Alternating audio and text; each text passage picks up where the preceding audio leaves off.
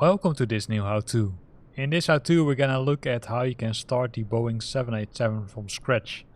This is a multi-part video because the starting from scratch is the first part. The second part will be how to, I would say, take off with the Boeing 787. And the last part will be, I would say, approaching and landing on an airport somewhere in Europe. We'll keep it as a surprise for you, or which airport it will be. As you can see, the airport is standing at the gate currently. We're at Schiphol Airport. It's not too busy at this moment. We're slowly zooming into the aircraft. So as you can see, special livery. So it's livery for KLM 100 years. Which was, I think it was this year. Unfortunately, due to COVID, not a very pleasant year for KLM also, but also probably for other airlines. You can see the jetway is not connected to the airplane. Everything is dark, also inside the airplane. Well, not completely, as you can see. For some reason in the cabin where the passengers are, the light is burning, but in the cockpit lights are dimmed. So let's go inside the cockpit and let's start this engine. So we first need some help, right, with the lights. So let me do that. So you can do it by pressing the Alt key and then the L from Lima, which will make a light visible, which makes it easier to navigate. So you are aware the Boeing 737 or 787 has multiple screens. Here are here's the throttle, some large buttons to I would say keep track of the radio, set the transponder code. Nice screen on the left side of the pilot, and soon also in the A320 with the A320 NX add-on. And here are the most important buttons for now, because we need to start the aircraft. As you can see, there are a lot of things here, including the passenger signs, the anti-icing settings, which are sometimes needed, right? Keep in mind that you can change the realism settings, which will make it, I would say, a little bit more realistic and even allow you to, I would say, not freeze the aircraft itself. Here are the settings related to the battery, and that's the first thing we need to do, right? We need to switch on the battery, and then we need to make sure that the APU is set to start. That will take some time. Before switching on the APU generators, you first need to switch on the APU start. In addition to that, what you can do is, if available, you can switch on the external power, which is here. And it also has two separate options for external power from the left side and from the right side. For now we will leave them off. You can see the engine generators are also still set to off. So let's have a look at how far the screens are. So screens are switched on, as you can see. You can see the map here. You can see some other settings. Of course, when we press the plan, you can see the flight plan. But for now, we will keep it as is. And here are the displays, right? So here are the displays to say manage the aircraft. For example, setting the identification.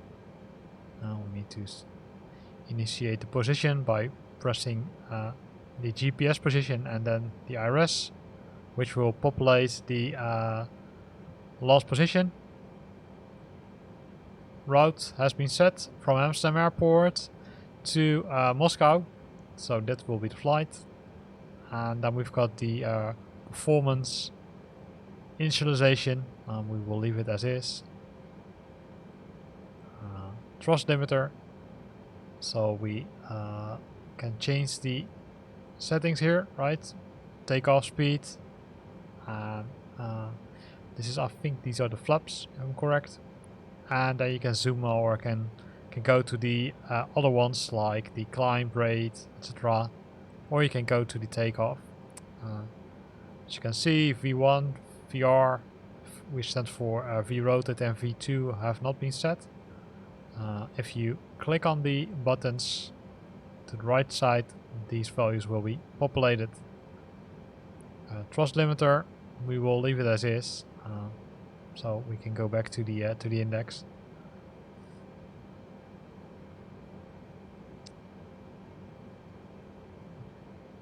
So let's see if we can start the other options in the meantime.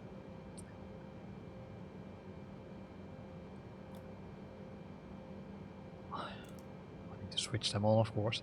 That sometimes is irritating. Some of the options are switched on automatically, while the other ones are switched off automatically, so keep that in mind. Once that's done, we can start the generators. As you can see, these are also switched on. Always a little bit difficult to see. Once we did that, and we can switch on the fuel pumps. And we've got 4 of them. So make sure that they're set to on. Same thing is for the center fuel pumps. And the turn on crossfeed, we don't need it for now. If you want to know the full checklist, you can always look at the options here, right? But keep in mind that these are, I would say, kind of limited. So based on this, you can see we still need to set on the beacon. So let's do that. And then we can continue with the next step. And the next step, we will find the options with the engines themselves. Oh, you can see them here. So you can switch the button to run. And then we need to monitor the ICAS, which is here. So we can keep an eye on it. Not too much. See if something happens. And if something doesn't happen, we need to check what we forgot to do. Because normally you would expect that these values to go up, right? The N1 and N2. So let's go back and check if we missed something. But before doing that, let's switch off the engine again. So we're gonna go to the full list. These are on. These also. This one start.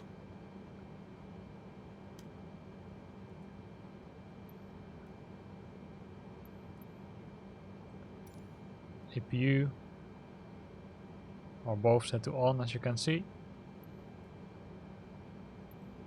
Beacon has been set to on.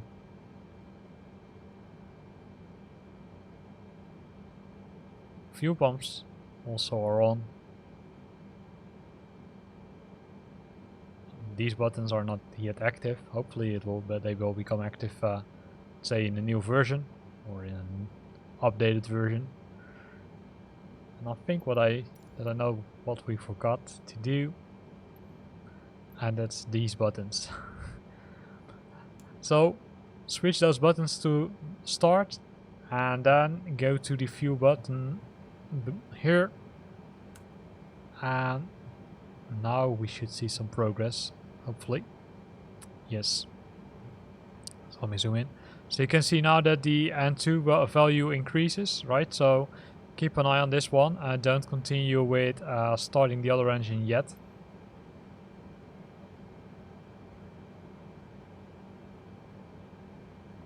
So if you now would go to the outside, right?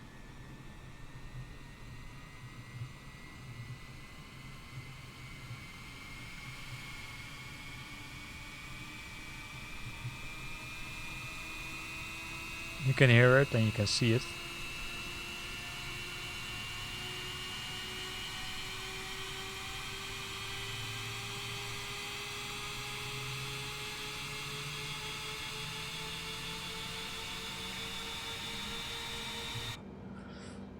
And you can keep an eye on the I guess, and then you will see that once it's I would say at 90, you will see that the EGT and the N1 also start to increase, and that values will start to stabilize.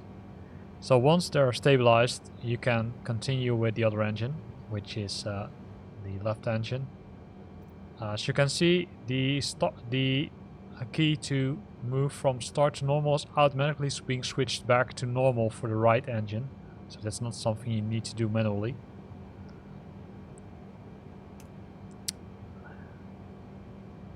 Now we're gonna have a look at the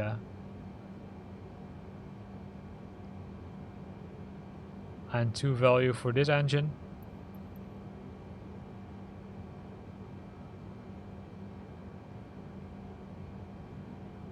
You can see it takes some time because and then you can see the temperature increasing, then the oil pressure increasing. Right, if the values are orange, that's not good, so they should be white values. Now we see the other values kicking in.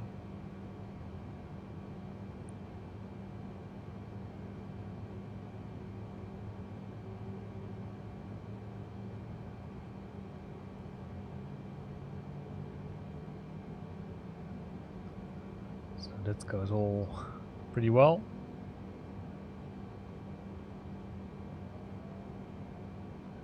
In the meantime, here are the flaps. Right here you can set the flaps to a maximum of 30 degrees. Depending on the length of the runway, you might want to set the flaps to a certain amount, for example 5 or 15 even, to make sure that you get enough traction to go airborne. So in the meantime, we can continue with the next step, which is switching off the APU and then switching on the other lights. So we're gonna switch on the landing lights, the taxi, the strobe, the navigation logo and the wing, which can all be found here. Then we've got the landing lights, which are here. And there's also a button here to increase the brightness of the display, or if the of the buttons. It's hard to see right now, but we can.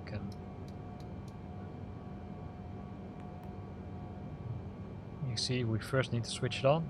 If you switch it off, it won't work. But you first need to switch it on, and then you can increase the brightness of the display. So don't forget to switch off the external power because we don't need it. The rest of them you can leave them as is. So let's ask for permission to taxi, right? Let's ask for clearance.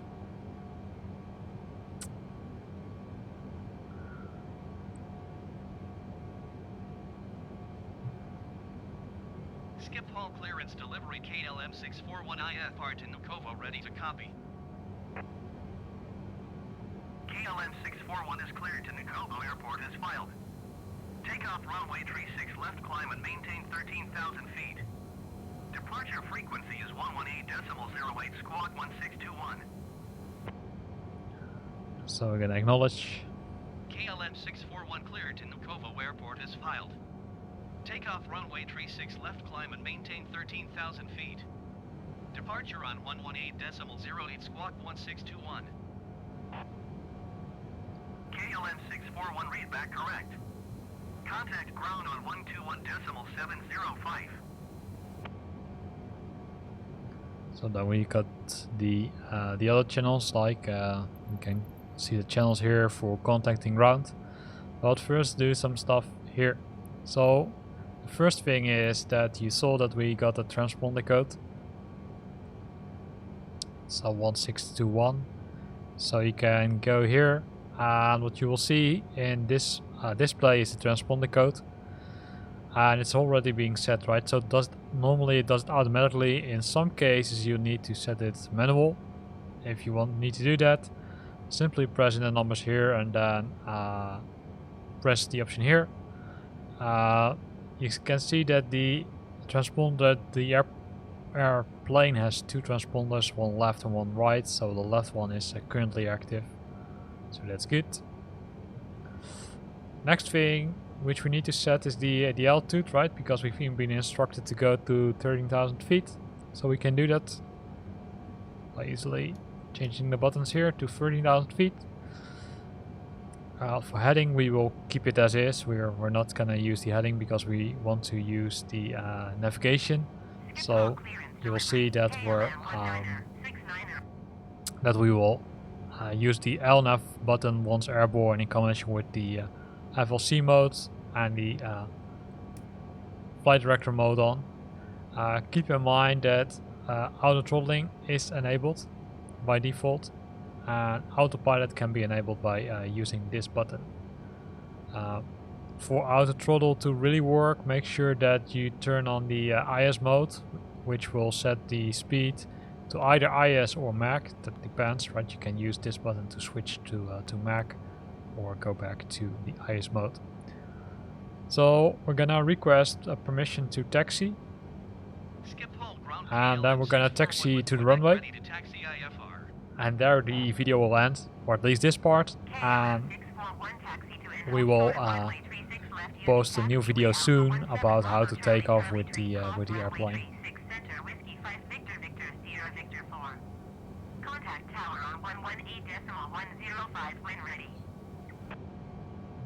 So we're gonna acknowledge. Taxiing, hold short runway 36 left using taxiway Alpha 17 Bravo Charlie Charlie Tree Cross runway 36 Center Whiskey 5 Victor Victor Sierra Victor 4 KLM 641.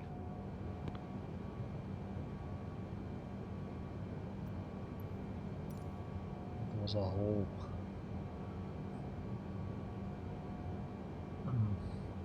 mouthful of text, right? So we're gonna request pushback. So as you can see, I'm not using the Pushback Helper. Forgot to start it, so we'll use the default one. If you want to make this piece easier, you can install the Pushback Helper, which is a really nice add-on which allows you to control the pushback if you go back or forward, but also the speed.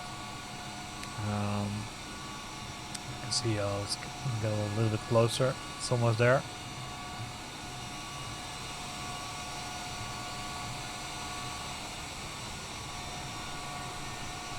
So let's remove the parking brakes.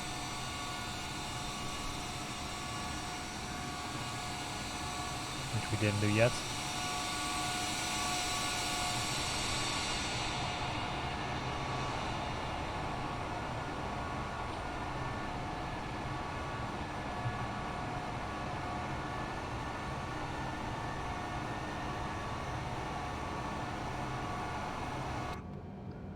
Gonna go inside the airplane. And then let's wait. We can go outside, right? If we want.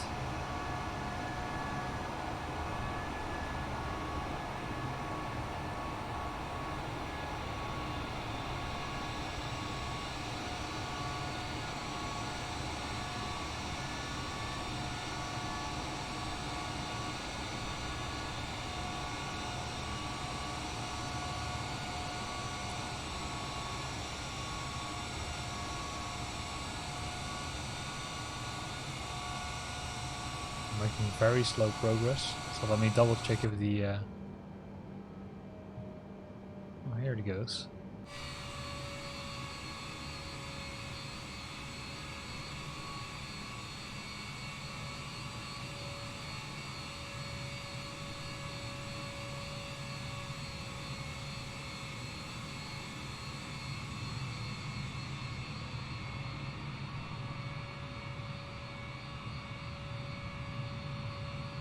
As you can see, it sometimes is hard to find out how to or where to taxi to. So if you don't know where to go to, you can enable a certain option, which is in the assistance menu. And then if you go to the navigation aids, you can switch on the taxi ribbon. So I'm also doing that because it helps me a bit. So hit apply and save. Then go back to Flight Simulator, and now it will show you, okay, hey, this is the route to the runway. Sometimes makes it easier to decide, right? So what we're gonna do is we're gonna go inside the airplane again. I'm gonna ask to steer to the right. Skip hull ground KLM 641 requesting pushback type to steer the aircraft to the right. And then we're gonna look from the air. Has been transmitted to the operator.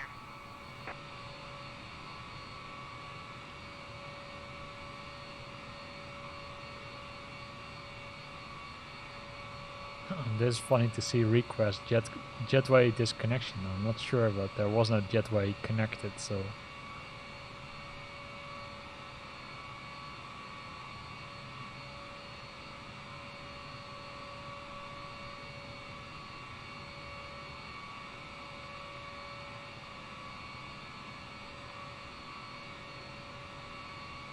So here's another airplane. Probably it's not. Looks like it just has landed because there's the baggage car in front of it.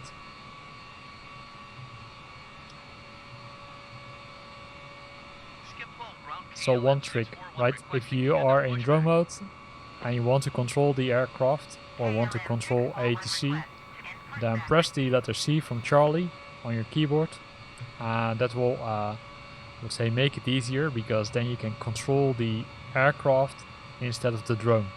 So press the letter C from Charlie, will make your life a lot easier.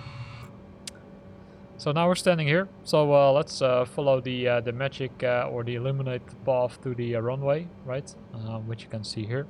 So gonna remove the parking brake. I'm gonna increase throttling, although normally it's not really required because it already should do something, but I'm gonna help it a bit.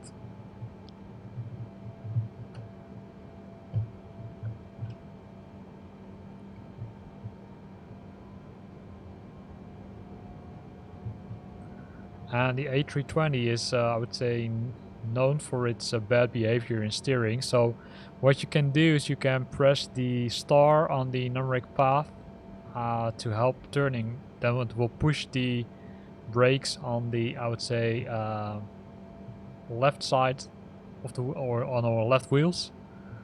Not sure how good it is for the wheels, of course. Probably normally this shouldn't be done, but that makes it easy to turn because this aircraft is really a nightmare to turn. And then simply use the joystick to make the turn eventually.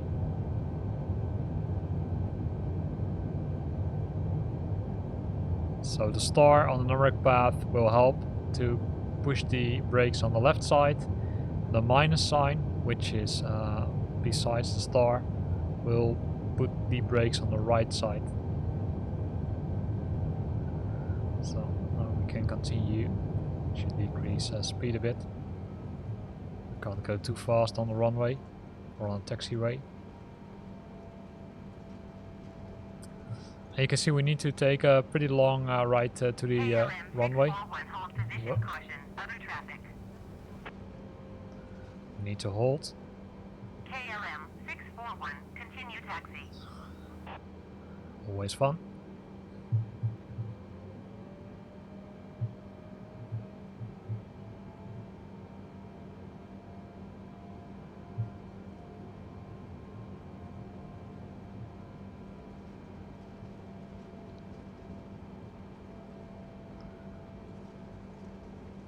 So no co-pilot today, it looks like. And you can of course also look from the air, right, if you want.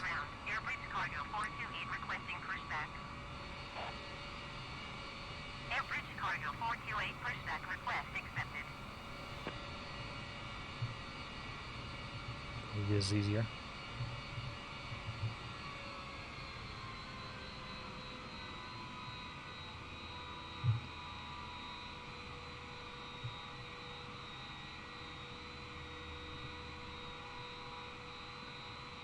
Now we need to do same trick. So press the minus key. And steer the aircraft. You probably, sometimes you need to say, Make sure that you at least have some basic speed.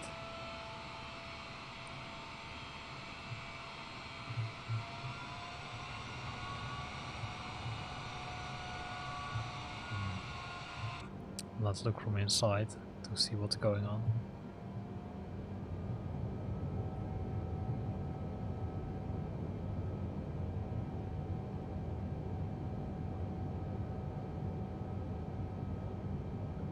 You can always use the special view, right? If you get a joystick, like mine, I've got a Thrustmaster, and then it has the option to say, I'm not sure if it stands up or something, but it's easier to look in these cases where the blue line is.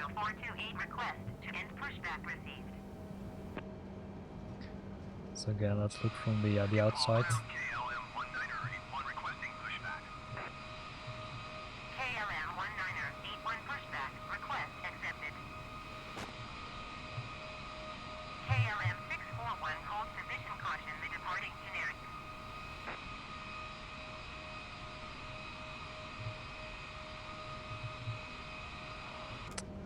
See, this happens when you're outside the aircraft. So again, use this letter C from Charlie if you want to control the aircraft, which I just forgot to do.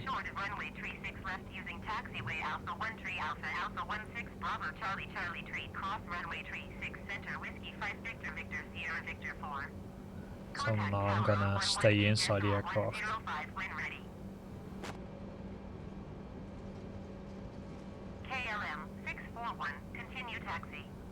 Well, we didn't stop taxiing. Sorry, ATC. We didn't listen to you. Hold short runway tree 6 left using taxiway Alpha 1 tree Alpha Alpha 16 Bravo Charlie Charlie tree cross runway tree 6 center Whiskey 5 Victor Victor Sierra Victor 4 Airbridge Cargo 428. So as you can see, we're probably almost there. Cargo 428 hold position caution the departing generic.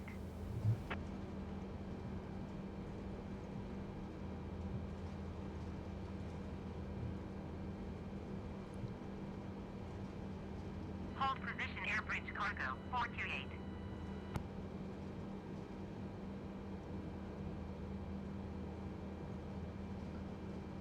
Skip hall ground KLM 1981 with Quebec ready to taxi IFR. KLM 1981 taxi to and hold short of runway 36 left using taxiway Alpha 10 Alpha Alpha 16 Bravo Charlie Charlie tree cross runway tree 6 center Whiskey 5 Victor Victor Sierra Victor 4. Contact tower on 118.105 when ready. So we're gonna do a small tour around Schiphol Airport, as you can see. Taxiing hold short runway tree 6 left using taxiway Alpha 10 Alpha Alpha 16 Bravo Charlie Charlie tree cross runway tree 6 center Whiskey 5 Victor Victor Sierra Victor 4 KLM 1981. KLM 1981 hold position caution the departing generic. There's some people Airbridge taking Cargo, off. 428, continue taxi. Hold position KLM 1981.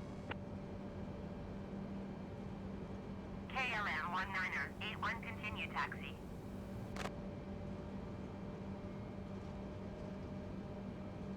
And we're still on our way to the Roger, runway. Airbridge Cargo, 428.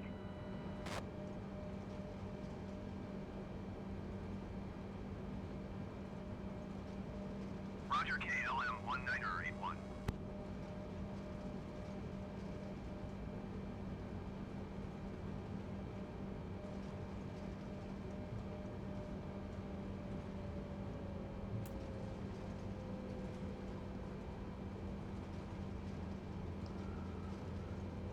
So we probably need to turn to the right side here, so let's slow down a bit.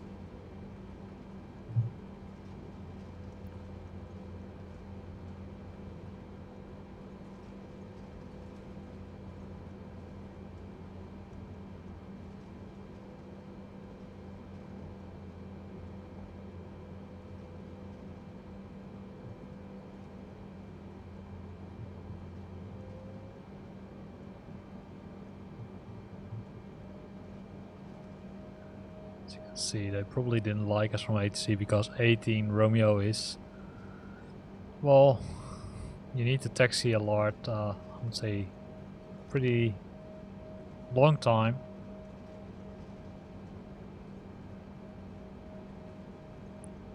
See also some other aircraft standing there, right, blinking, so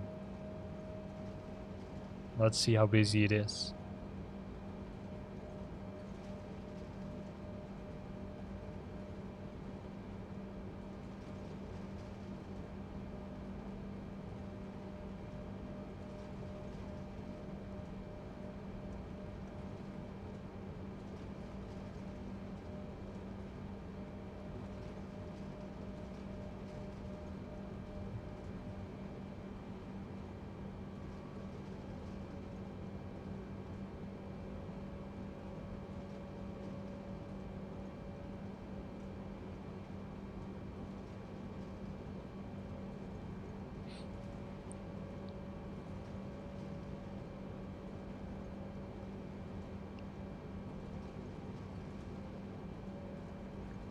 Wondering if Schiphol Airport would be part of world update number 4, right? Which would include the Netherlands. I would expect it a bit, to be honest. Bridge cargo 428, hold position, caution, other traffic. Bridge cargo 428, continue taxi.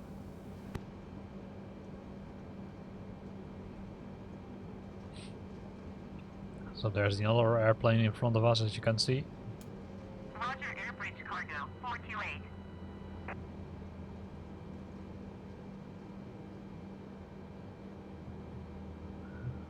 So we can simply wait till the other one is finished. And I think this is a pretty good moment to end this video, right? So what we did in this video, we showed you how to start the airplane. You saw that I also sometimes need to search where the buttons are, and it's easy to forget one, and that will result in sometimes things like engines not starting. So once we did that, we set up the MCDU, and we asked permission to taxi. And now we're waiting for permission to take off. But as you can see, there's another big airplane before us, which we'll need to take off first. So this is the runway which we're gonna use, and that will be we'll see that in the next video. If you like this video, then consider to use the like button. If you got questions or comments, then use the comment box below the video. And if you like to stay up to date about new videos I'm posting, then consider subscribing to my channel. Thanks for watching, and see you next time.